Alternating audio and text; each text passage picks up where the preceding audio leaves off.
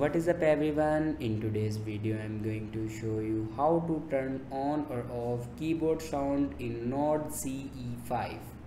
So before watching this video, don't forget to subscribe the channel and also press the bell icon.